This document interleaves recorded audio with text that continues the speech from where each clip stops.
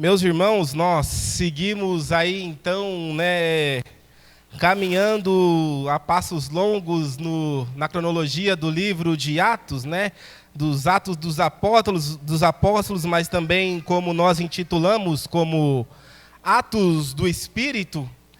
Na semana passada nós acompanhamos Paulo em uma missão em Atenas, aonde ele estava em um centro totalmente intelectual do mundo grego, aonde Paulo ele vai pregar o evangelho mediante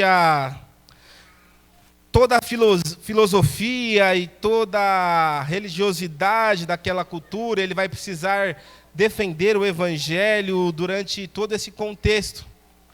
E Paulo termina então a sua jornada ali, e agora ele vai encaminhar-se para uma nova missão. Paulo ele vai ter que ir caminhar para uma nova cidade.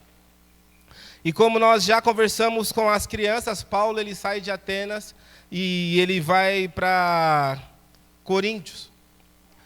E como nós podemos ver, meus irmãos, o contexto é totalmente diferente, do encontrado em Atenas. Se ele antes estava em um lugar totalmente intelectual, em um lugar totalmente filosófico, agora ele vai estar em uma cidade movida totalmente pelo seu comércio, pela circulação de várias pessoas, de um centro super humano e super conectado com a economia do império. Para nós contextualizarmos, a cidade de Coríntios ela era localizada entre dois mares. Isso fazia com que estivesse ali dois portos. Então, era um lugar muito estratégico e muito importante para que tudo passasse por ali.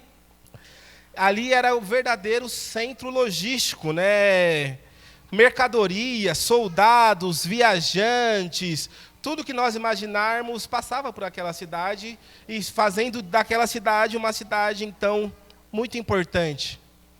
Para nós entendermos no dia de hoje, talvez devido às proporções, mas nós poderíamos citar a cidade de Santos, Temos um porto em Santos e não sei se todos os irmãos já tiveram a oportunidade de ir, mas se você ficar prestando atenção ali, toda hora tem navios atracando, seja para turismo, chega de cargas, aí você vai subir a Imigrante, você tem que subir a 20 por hora, porque tem um monte de carreta ali, de containers, subindo, descendo.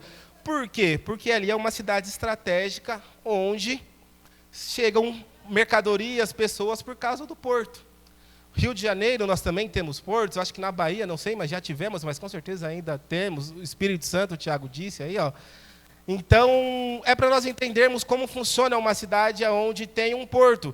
Então, ali era uma cidade altamente conhecida, porque muitas coisas se passavam por ali. Era uma cidade altamente rica, movimentada e profundamente plural, Como era aberta, várias pessoas de vários lugares viriam até ali. Mas Coríntios também era conhecido por uma situação muito importante e marcante, que era a decadência moral, Não é à toa que o termo corintianizar, e eu não estou falando do time, mas sim da cidade, era citado a Coríntios como um lugar devasso, um lugar onde as pessoas viviam de forma libertina. Então, quando eles usavam temora, você está corintianizando, quer dizer, você está vivendo uma vida de libertinagem, você está vivendo uma vida imoral, Você está vivendo uma vida como você quer, nada semelhante com Coríntios, deixarmos claro aqui. E é nesse ambiente aonde Deus conduz Paulo agora para a sua próxima missão. E tem uma máxima muito importante que eu quero que você grave no seu coração, que eu quero que você não se esqueça mais, porque isso também deve permear a sua vida e sua trajetória. Deus ele não conduz a sua missão para ambientes confortáveis. Muitas vezes nós queremos ir para a Bahia, porque lá nós temos parentes. Mas a obra que Deus precisa é que eu vá para o Ceará e lá pregue o evangelho. Mas eu falo, não, Senhor, me envie para onde Eu posso ser útil para os meus, né? Para onde eu sei que alguém vai me receber. Mas Deus nos envia, assim como Ele enviou Paulo, para ambientes estratégicos. Não é como nós queremos, mas é como Deus traçou aquele plano para nós executarmos. E então, meus irmãos, nós vamos ver no texto como Deus ele começa a organizar os primeiros passos para a missão de Paulo em Coríntios. Então nós vamos começar lendo os versículos do 1 ao 4, e nós vamos ver que Deus ele providencia os recursos necessários para essa missão. O versículo 1 vai começar dizendo: depois disso, Paulo saiu de Atenas e foi para Corinto. Ali encontrou um judeu chamado Áquila, natural do Ponto, que havia chegado recentemente da Itália com sua esposa Priscila, pois Cláudio havia ordenado que todos os judeus saíssem de Roma. Paulo foi vê-los. O texto começa então mostrando que Paulo ele chega a Corinto, e o versículo 2 já vamos ter um corte para um encontro de Paulo então com um casal. O texto vai relatar que Paulo ele encontra ali Áquila e Priscila. Esse casal eles haviam chegado recentemente da Itália por causa de um decreto do imperador Cláudio, que havia expulsado os judeus que estavam em Roma devido a conflitos internos. No momento em que Paulo ele está em Corinto, havia ali, irmãos, muitos judeus que viveram em Roma e que com agora esse decreto eles estavam em Corinto. Por que isso estava acontecendo? Havia ali um conflito aonde esses judeus eles estavam brigando, e eles denominavam que eles estavam brigando pelos crestos, né? O que é crestos? Historiadores defendem, na verdade, que essa é uma referência equivocada a Cristo. Então, estava acontecendo ali um conflito entre judeus, os que defendiam a Cristo e os que não defendiam, e por isso, então, eles estavam sendo expulsos de Roma, convidados a se retirar, e então estavam indo para Corinto. E é nesse contexto que Paulo ele encontra Áquila e Priscila. Parecem situações simplesmente do acaso, né? Acontecem situações e as pessoas são obrigadas a mudar de lugar, mas depois nós vamos ver como isso ajuda no crescimento e no avanço do Evangelho. O versículo 3 vai dizer que, e uma vez que eram do mesmo ofício, quem era do mesmo ofício? Paulo, Áquila e Priscila. Paulo ficou morando e trabalhando com eles, pois eram fabricantes de tendas. Nós temos a tendência a olhar para esse texto e colhermos somente a informação. Ah, legal, eles eram do mesmo ofício, então eles ficaram ali trabalhando juntos por um tempo. Mas algo legal de nós olharmos é que primeiro Paulo ele tinha uma profissão, né? O texto relata que Paulo ele tinha uma profissão, ele era fabricante de tenda. E Paulo também vai usar disso depois para citar aos coríntios que ele não queria ser peso para ninguém. E por isso ele optou por trabalhar. Então, era uma opção de Paulo, naquele momento, ele estar trabalhando com aqueles irmãos, para ele não se tornar um peso para aqueles irmãos. Mas o versículo 4 vai relatar também que todos os sábados ele debatia na sinagoga e procurava persuadir judeus e gregos. Essa é uma temática que nós já acompanhamos no livro de Atos, né? Viagem após viagem, nós vemos Paulo aos sábados indo à sinagoga para pregar. Quando não tem sinagoga, ele se retira, vai até o rio e também vai pregar. Então nós vemos que já era um caminho trilhado por Paulo em todos os lugares que ele iria.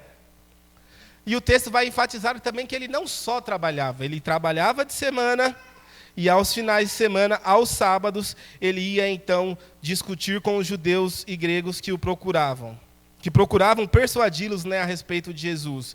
Quer dizer, meus irmãos, o evangelho naquele momento ele avançava por meio do trabalho, pela convivência e também pela proclamação do evangelho. Mas o texto de Atos, meus irmãos, ele não vai ficar somente na provisão inicial. O texto de Atos, esse texto específico ao qual nós estamos lendo, ele vai nos mostrar que a missão, ela também passa por oposição e por momentos de fortalecimento direto da parte de Deus. E essa é a graça do Evangelho, né? Nós sabemos que mesmo quando nós estamos passando por momentos difíceis, é o próprio Deus quem nos sustenta a continuar. Dos versículos 5 até o 11, nós vamos ver agora Deus fortalecendo Paulo para preservar na missão. O versículo 5 vai dizer: quando Silas e Timóteo chegaram da Macedônia, Paulo se dedicou exclusivamente à pregação, testemunhando aos judeus que Jesus é o Cristo. Agora Paulo ganha reforço, Silas e Timóteo chegam e Paulo vai passar então a se dedicar intensamente à pregação. Se antes ele dividia o seu tempo entre o trabalho, entre a pregação, agora com a chegada dos seus irmãos, dos seus companheiros, ele vai se dedicar diretamente, inteiramente ao Evangelho. E isso nos faz reflexões, né? Pelo menos me faz pensar. Se antes ele estava trabalhando e agora ele dedicava o sábado para isso, agora ele vem e se dedica inteiramente para isso. O que nós pensamos? Ali aconteceu algo extraordinário. Grandes coisas aconteceram naquele meio. Agora Paulo está se dedicando só a isso. Eu tenho plena certeza que, como o Jean diz, o gráfico começou a subir, que várias e várias pessoas começaram a chegar ao Evangelho, porque Paulo estava empenhado agora somente em anunciar o Evangelho. Foi isso que aconteceu, irmãos? O que diz o versículo 6? Mas com eles se opuseram e blasfemaram. Paulo sacudiu as roupas e lhe disse: que o sangue de vocês caia sobre a cabeça de vocês. Estou limpo dele. De agora em diante irei para os gentios. Paulo está se dedicando totalmente à pregação. Paulo agora está investindo todo o tempo que ele tem a ir à sinagoga, a pregar o Evangelho, mas o que ele encontra é oposição e blasfêmia. E mediante a essa ação, o que Paulo vai fazer? Ele vai sacudir as suas roupas e vai dizer: que o sangue de vocês caia sobre a cabeça de vocês. Estou limpo dele, de agora em diante irei para os gentios.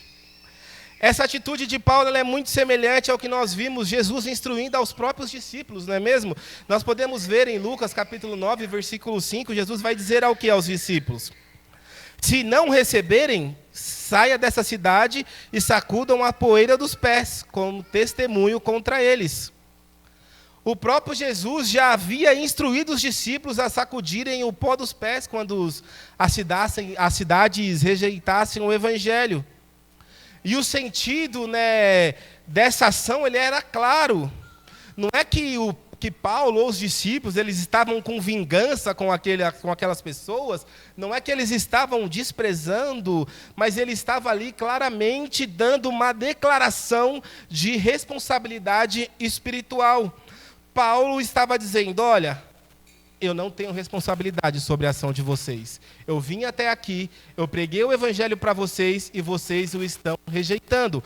Por isso, eu tiro a poeira da minha roupa e eu me retiro, e é vocês quem prestarão conta das suas ações. Não é diferente no dia de hoje, meus irmãos. O Evangelho é anunciado a todos nós. E como nós recebemos?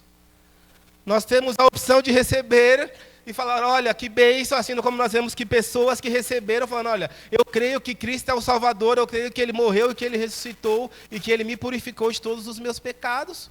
Ou eu tenho a opção também de recusar. E aí a responsabilidade é totalmente nossa.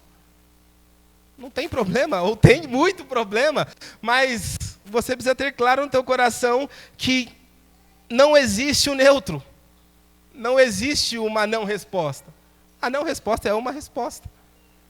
Então, sempre que o Evangelho ele é pregado, nós somos convidados a tomar uma ação. E é isso que Paulo estava dizendo para eles: olha, mediante a sua ação, eu me retiro. E ele faz o quê? Eu vou para os gentios. Vou pregar para os gentios. E aí o versículo 7 vai dizer: então Paulo saiu dali e foi para a casa de Tício Justo, que adorava a Deus e que morava do lado da sinagoga. Este versículo vai descrever o que aconteceu imediatamente após a rejeição da parte dos judeus à mensagem de Paulo. Ao declarar então que ele iria para os judeus, Paulo deixa a sinagoga e agora ele vai para a casa de Tício o Justo. E Lucas vai descrever que Tício era um homem temente a Deus, era um homem que então, de certa forma, ele já cria em Deus. Provavelmente ele era um gentil que já adorava a Deus em Israel. Era um gentil que frequentava a sinagoga e que já respeitava as Escrituras. E o texto vai continuar dizendo que sua casa ficava ao lado da sinagoga. E isso também é significativo e importante, porque isso mostra que Paulo, ele não foi para um lugar distante. Paulo poderia sair do Aracília e ir para o Álamo, né? Falar, a partir de agora, eu vou pregar no Álamo, porque os irmãos de Aracília, os judeus de Aracília não querem receber a mensagem, mas não, é como se ele fosse para a casa do irmão João e começasse ali pregar para os gentios. E por que isso é importante? Porque qualquer pessoa que estivesse na sinagoga, mas que ainda quisesse ouvir a mensagem que Paulo anunciava, estava praticamente no mesmo lugar. Era só pular uma casa e continuaria ouvindo o que Paulo estava anunciando. Então, a logística não mudou. Paulo continuava pregando a todos aqueles que quisessem ouvir a mensagem. E isso é super importante. E é tão importante que o versículo 8 vai relatar que Crispo, chefe da sinagoga, creu no Senhor com toda a sua casa. E muitos dos coríntios que ouviram Paulo creram e foram batizados. Lucas agora vai destacar um novo personagem, que é a conversão de Crispo. E Lucas o identifica como chefe da sinagoga. E o chefe da sinagoga não era necessariamente um mestre religioso, mas ele era aquela pessoa que cuidava de toda a administração da sinagoga. Era a pessoa que cuidava de organizar as reuniões, provavelmente de abrir, de fechar. Tudo aquilo que era de cunho administrativo, era por esse homem quem administrava, quem cuidava. E era uma pessoa de muito status e muito respeitado no meio dos judeus. Então, aquela conversão ela era muito importante, mostrando, olha, um chefe da sinagoga se converteu. Mas não somente ele, toda a sua casa creu no Senhor. Então, quer dizer, toda a sua casa pulou 2 casinhas, como se fosse um banco imobiliário, e agora estava ouvindo Paulo anunciar o Evangelho. E quando Lucas também ele faz a afirmação de toda a sua casa, provavelmente ele quer dizer também que todas aquelas pessoas que estavam embaixo da autoridade desse chefe também creram. Então quer dizer, todas aquelas pessoas que trabalhavam para aquele chefe, toda a sua família creu no Senhor. Todo o seu núcleo familiar agora estava crendo no Senhor. Mas não somente isso, depois disso quer dizer que muitos dos coríntios que ouviram Paulo creram e foram batizados. Depois Paulo ainda vai lembrar disso na carta de 1 a Coríntios, no capítulo 1, versículo 14, Paulo vai lembrar, ele vai dizer, dou graças a Deus por não ter batizado nenhum de vocês, exceto Crispo e Gaio. Paulo está ali tratando de um conflito, mas ele vai fazer a menção de ter batizado Crispo. E isso traz para a gente um relato legal que provavelmente Crispo foi uma das primeiras pessoas a ser batizados em Corinto, a ser batizado. Provavelmente, pelo relato de Paulo, que ele não ter batizado todos aqueles irmãos, Cristo, Gaio e a família dele, provavelmente foram uma das primeiras pessoas a ser batizados em Corinto, mediante a pregação do Evangelho. E isso, o que nós imaginamos, irmãos? Continuamos imaginando, o Evangelho agora vai. Agora engrenou, né? Agora nós temos o negócio acontecendo, agora realmente o Evangelho está sendo propagado, as pessoas estão se conversando, agora é só vitória. Quem me viu passar pela prova, Paulo que escreveu. Mentira, irmãos, que heresia. Mas agora, irmãos, nós falamos, agora o Evangelho deslanchou, agora as pessoas estão se convertendo, agora as pessoas estão se rendendo. Mas o versículo 9, o 10 e o 11 vão dizer que certa noite o Senhor falou a Paulo. E foi aí que eu conversei com as crianças, que eu falei que era para prestar atenção, que o próprio Cristo tinha falado com Paulo. Certa noite o Senhor falou a Paulo em visão: não tenha medo, continue falando e não se cale, pois estou com você e ninguém vai atacá-lo, nem feri-lo, porque tenho muita gente nesta cidade. Assim Paulo ficou ali durante 1 ano e meio, ensinando-lhes a palavra de Deus. O contraste é legal. O versículo 8 vai terminar dizendo que muitas pessoas ouviram a pregação, que muitas pessoas creram e foram batizados. Mas quando nós olhamos para o verso 9, nós vemos agora o Senhor fortalecendo e encorajando Paulo. Nós olhamos e, como Lucas não relata, nós às vezes não entendemos o porquê.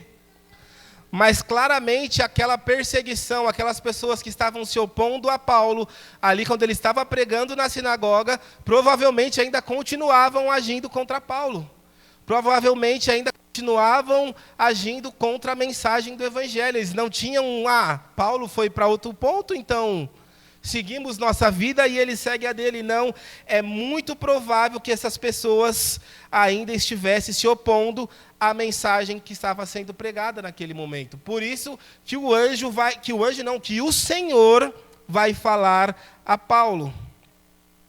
Isso também é uma narrativa constante de Atos, meus irmãos. Quantas vezes nós já não vimos Deus utilizando de visões para orientar o avanço da missão, não é mesmo? Vários momentos nós vemos Deus orientando, e agora o próprio Senhor está orientando a Paulo a continuar. E então Deus vai dar uma clara ordenância a Paulo. A primeira ele vai dizer: olha, Paulo, não tenha medo. Essa frase vai indicar que Paulo ele estava enfrentando claramente um ambiente de pressão e de oposição. Lucas não descreve isso, mas quando nós lemos não tenha medo, nós vemos que os sentimentos de Paulo naquele momento eram sentimentos de medo. E a exposição nos dá reais motivos para crer que ele estava a ponto de sofrer algo. A ponto de o Senhor precisar dizer: não tenha medo. E o Senhor vai dizer mais ainda: continue falando e não fique calado. Claramente havia também uma ação de tentar calar Paulo, de olha, não pregue mais a mensagem, não anuncie mais o Evangelho. E aí o foco da ordem era o quê? Continue a proclamação do Evangelho. A sua missão não deve ser interrompida. Continue a pregar. E aí o Senhor vai apresentar ainda a Paulo 3 razões pelas quais ele deve permanecer firme. E a primeira delas já começa com algo fenomenal, que é: Paulo, eu estou com você. E essa declaração expressa a presença constante de Cristo com Paulo. Quer dizer, Paulo, olha, independente do que vier, não tenha medo, continue a pregar, porque eu estou com você. Ao longo das Escrituras, nós vemos tantas vezes Deus, reafirmando o seu compromisso para aqueles que são seus. Olha, persevere, não desista, não pare, não tenha medo, porque eu estou contigo. E agora Deus estava fazendo isso com Paulo. Paulo, não tenha medo, porque eu estou com você. Deus vai dizer: Paulo, não tenha medo, porque ninguém vai lhe fazer mal ou feri-lo. E aqui é importante nós pararmos e refletirmos, porque versos anteriores nós vimos Paulo sendo apedrejado, Paulo ser preso. Mais para frente nós vamos ver várias situações acontecendo. Então nós falamos, como é que funciona isso? A primeira coisa é que, independente da situação, Deus sempre está conosco. Deus sempre esteve com Paulo quando ele estava apedrejado e quando Deus estava garantindo para ele que nada fosse acontecer. Mas Deus estava falando para Paulo: olha, neste momento, em Corinto, nada irá acontecer com você. Ainda que tenha oposição, ainda que as pessoas estejam tentando te calar, não tenha medo, continue anunciando o Evangelho, porque ninguém vai te fazer mal, ninguém vai feri-lo. E aí, a visão que Paulo teve do próprio Senhor vai fechar o porquê de tudo isso. Por que ninguém iria ferir Paulo? Por que ele não deveria ter medo? O Senhor vai explicar, o Senhor fala para ele: tenho muita gente nesta cidade. Essa expressão significa que naquela cidade ainda haviam muitas pessoas que não tinham conhecido o Evangelho, que ainda não tinham se achegado a Cristo, e que Paulo precisava pregar o Evangelho a essas pessoas para que elas pudessem se achegar a Cristo. Paulo precisava pregar o Evangelho para que essas pessoas pudessem responder a essa mensagem. E mediante a essa ação, nós vamos ver no versículo 11 o resultado disso, desse encorajamento. O versículo 11, no final, vai dizer que Paulo permaneceu em Corinto por 1 ano e meio. Provavelmente esse foi um dos períodos mais longos em viagens missionárias que Paulo passou. E esse tempo prolongado também demonstra que a igreja de Corinto necessitava de um ensino contínuo para se consolidar. Paulo não estava ali somente fazendo uma ação evangelística, ele não estava ali somente pregando o evangelho, mas Lucas vai dizer que Paulo estava ensinando-lhes a palavra. Lucas então está querendo dizer que Paulo, além de pregar, além de anunciar o evangelho, Paulo também estava discipulando aquelas pessoas. Paulo estava caminhando com aquelas pessoas, Paulo estava ensinando o evangelho na vida prática, no dia a dia, na vida da vida.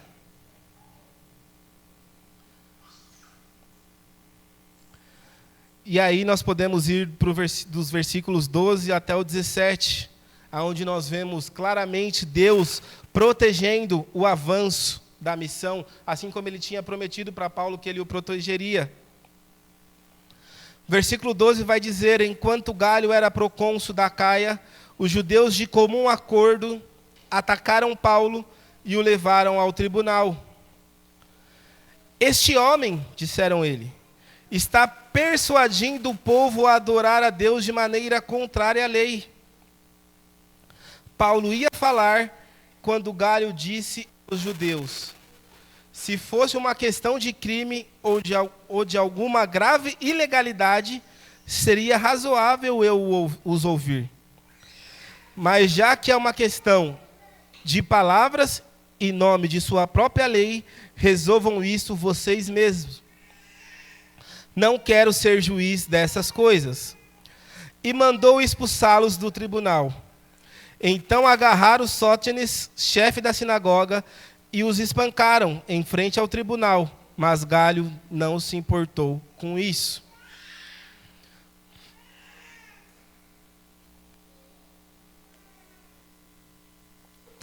Meus irmãos, essa parte do texto ela vai mostrar claramente agora uma tentativa clara dos líderes, judeus, de utilizar a autoridade romana para interromper, para calar o ministério de Paulo, para calar Paulo de pregar o evangelho. Após permanecer ali por em torno de 1 ano e meio, então, pregando e ensinando na cidade, agora Paulo ele vai enfrentar uma ação, uma acusação formal diante de um governo provincial. Os judeus levaram Paulo até o tribunal. Levaram ele a uma plataforma pública para acusar a sua mensagem. E a acusação era clara: este homem está persuadindo o povo a adorar a Deus de maneira contrária à lei. Aqueles judeus agora eles queriam convencer Galho de que o cristianismo não era uma corrente legítima do judaísmo, mas era uma religião ilegal. O judaísmo tinha a sua religião vista pela província romana como algo legal. Fala, olha, a religião de vocês é válida, vocês podem continuar exercendo, vocês podem ir para a sinagoga, vocês podem pregar e continuar fazendo o rito de vocês de forma natural. Eles consideravam como uma religião ok, legal, então eles poderiam seguir. Então o que os judeus estavam fazendo? Eles chegaram então ali agora e falaram, olha, O que Paulo está pregando não é o que nós cremos, não é o que nós acreditamos, não é o que nós pregamos, e por isso é necessário que se torne ilegal. A partir do momento que eles fizessem isso, Paulo seria obrigado a se calar. Paulo não poderia mais pregar, porque seria reconhecido então como uma mensagem ilegal. Mas o texto vai dizer que quando Paulo ainda vai começar a se defender, Galho interrompe o julgamento e afirma: olha, essa acusação não envolve nenhum crime, não envolve nenhum delito, e por isso eu não tenho o que julgar. E recusa então ali aquela solicitação de calar Paulo. Galho vai declarar que aquele assunto era uma disputa interna de religião judaica e não algo onde um tribunal precisasse julgar. Fala: olha, resolva entre vocês as suas divergências. E pediu para que todos deixassem então o tribunal. E aí Lucas vai relatar que após essa decisão, nós temos um episódio envolvendo Sóstenes, né? Ele é identificado como chefe da sinagoga, então provavelmente ele estava ali, né, advogando por todos aqueles, dizendo: olha, Paulo tem que parar de falar, o que Paulo está fazendo é ilegal.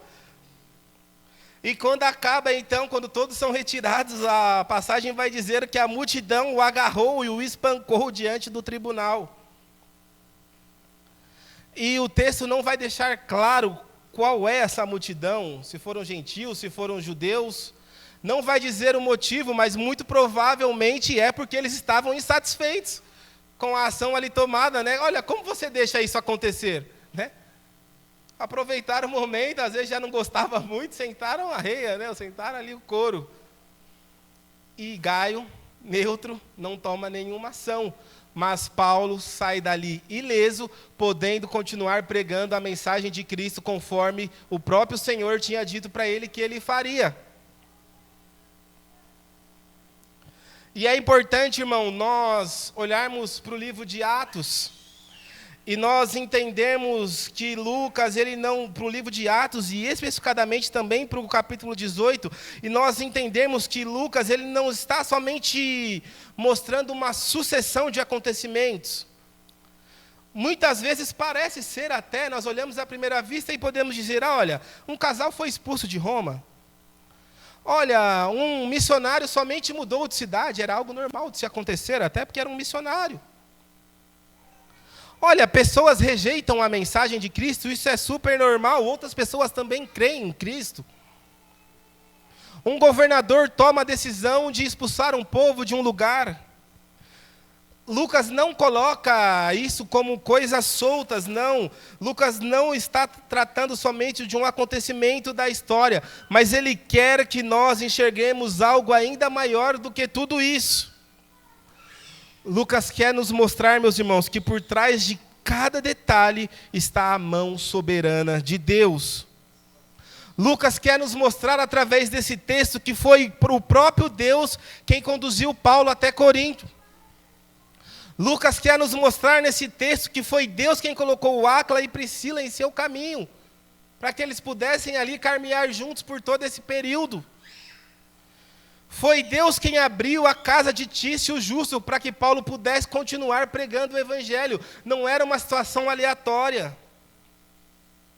Foi Deus quem fortaleceu Paulo quando o medo apareceu até Paulo. Foi o próprio Deus que o encorajou a continuar. Foi Deus quem usou a decisão do governador. Por quê? Para proteger o avanço do evangelho. Uma convergência de situações faz com que agora o evangelho seja anunciado de forma mais firme, de forma mais forte, com mais braços. Paulo tendo lugar para ficar, tendo uma provisão para exercer. Deus usa uma situação totalmente contrária para que o avanço do evangelho continuasse. E isso não acontece por acaso. E essa deve ser ainda uma das maiores certezas da vida cristã, deve ser uma das maiores certezas da sua vida, da sua caminhada cristã. Nem sempre nós entendemos o que Deus está fazendo. Por muitos momentos nós olhamos para o momento que nós estamos vivendo, olhamos para a situação que nós estamos vivendo e dizemos: por que eu estou passando isso? Por que isso está acontecendo na minha vida? O que eu fiz para merecer isso? Mas Deus, Ele sabe exatamente para onde Ele está conduzindo a nossa história. Deus sabe aonde Ele está conduzindo a minha história, Deus sabe aonde Ele está conduzindo a sua história, e Deus sabe para onde Ele está conduzindo a história da igreja. E isso só nos leva ao próprio Cristo. Assim como ele disse para Paulo: olha, Paulo, não tenha medo, eu estou com você. Ele diz também para nós: olha, não tenha medo, eu estou com vocês. Continuem, perseverem, anunciem o Evangelho, preguem, porque eu tenho pessoas que precisam ouvir o Evangelho de Cristo. Então continuem a caminhar, continuem a falar de Cristo. O Cristo que sustentou Paulo é o mesmo que continua sustentando a sua igreja hoje, meus irmãos. Ele continua edificando o seu povo, ele continua salvando, redimindo pecadores. Ele continua conduzindo a sua missão. E assim nós entramos na nossa primeira aplicação, que diz: Deus continua conduzindo nossa vida por caminhos que muitas vezes nós não entendemos. É o que nós acabamos de dizer. Áquila e Priscila chegaram a Corinto porque foram expulsos de Roma.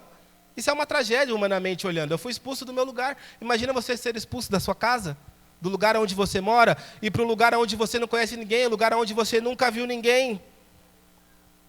Mas foi justamente este acontecimento que fez aquele casal encontrar Paulo e participar da implantação daquela igreja. Imagina que honra, irmãos, você ir para outro lugar onde você não conhece ninguém, como você não sabe como vai ser a sua vida a partir daquele momento, e ali você participa da plantação de uma igreja, ali agora você é um agente de anunciação do Evangelho para um povo todo. Não é diferente da nossa vida, a nossa vida também acontece dessa maneira. Quantas vezes nós temos uma transferência de emprego e nós ficamos desanimados? Ficamos resmungando, né? Ah, Deus, mas por que eu gostava tanto daquele lugar? Quantas vezes nós temos uma mudança inesperada na nossa vida, né?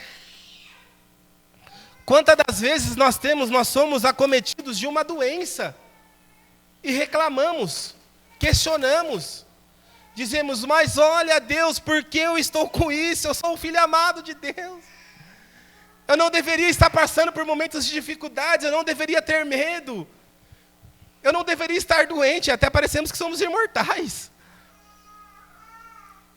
E muitas das vezes Deus ainda usa a nossa doença para anunciarmos evangelhos a outros doentes. Mas nós não olhamos para isso, olhamos somente para nós e dizemos: Deus, eu não quero passar por isso. Me leve a uma vida tranquila, me leve a uma vida calma. Muitas das vezes nós não entendemos o que Deus está fazendo na nossa vida. E por isso nós murmuramos. Mas nós precisamos acreditar, nós precisamos confiar que Deus, Ele sempre tem o melhor para mim. Deus sempre tem o melhor para os seus ou não? Você crê? Então viva dessa maneira. E o mais legal de tudo isso é que o Espírito Santo ainda fala em nós. E muitas das vezes, quando você olha para trás, você fala: hoje eu entendo porque Deus fez isso em mim. Né? Hoje eu entendo porque eu passei por esse processo. Foi doloroso, doeu, mas hoje eu sei os frutos que isso tem gerado. Então, meu irmão, aprenda a passar pelos processos, não reclamando, não murmurando, mas vivendo a verdade do Evangelho, vivendo como um cristão que Cristo te chamou para viver. Use qualquer momento, use qualquer circunstância, use qualquer oportunidade para você pregar o Evangelho de Cristo. Não use para falar: olha, mas isso está acontecendo. Ah, não perca tempo murmurando, não. Anuncie o Evangelho a tempo e fora de tempo. É para isso que Cristo te chama. Deus tem um povo a resgatar no Aracília, meus irmãos, e nós estamos perdendo tempo olhando para o que está acontecendo, ao invés de pregar o Evangelho, ao invés de anunciar a mensagem. E aí nós vamos para a aplicação número 2. Deus sustenta quem permanece fiel na sua missão. Repare que depois da visão, Paulo permanece em Corinto por 1 ano e meio. Deus não muda a missão de Paulo. Deus não fala, Paulo, eu vou te levar para outra cidade, porque você está sofrendo perseguição, porque você pode estar correndo risco de vida, eu vou te levar para outro caminho. Não, Deus fala, Paulo, fica aí porque eu te sustento. Fica aí porque eu estou com você até o fim e nada acontecerá com você. Deus não muda a missão, mas Ele fortalece o missionário para permanecer nela. Muitas das vezes nós esperamos, nós oramos para que Deus nos retire as dificuldades. E quantas vezes Ele retira, meus irmãos? O que eu me lembro para falar que nenhuma é quase nenhuma, né? Mas qual é o lado bom disso? Que nós passamos por elas e estamos aqui hoje. Por quê? Porque o próprio Cristo nos fortificou para estarmos aqui. Tenha gravado no teu coração, Deus fortalece os seus servos para atravessar as dificuldades. Meus irmãos, todos os dias nós entramos em ambiente onde nós somos questionados. Mas por que você não faz isso? Por que você não rouba o seu patrão? Por que você não faz algo de errado? Por que você não trai a sua esposa? Por que você não trai o seu marido? Por que você não vive uma vida devassa como os coríntios viviam? E nós oramos falando, Deus, me tire dessa situação, eu não quero passar por isso, as pessoas estão me constrangendo, as pessoas querem me fazer pecar, as pessoas estão me fazendo errar, e o Espírito está dizendo, pregue a elas, que elas possam experimentar o Cristo que você tem em sua vida. Use esse momento para que as pessoas vejam que você é diferente, porque Cristo habita em você. Você não deve orar para que Deus te tire dessa situação, mas você deve orar para que Deus te dê ousadia para que você anuncie o Evangelho a essas pessoas. Crendo que Ele está caminhando neste processo com você. Deus concede graça para que você permaneça firme durante esse processo. Ele vai passar com você. Deus prometeu a sua presença para conosco. E isso é suficiente para qualquer situação que nós teremos que passar. Saber que Ele está conosco é suficiente para qualquer situação que você passe em sua vida. Não há o que temer se Ele está conosco. E a terceira aplicação vai dizer: Cristo continua edificando a sua igreja. Nós vimos em Atos ainda no capítulo 18, Jesus dizendo o que a Paulo? Tenho muita gente nesta cidade. Reparem que Jesus ele não está ali somente confortando Paulo por si só, dizendo, olha Paulo, eu gosto de você.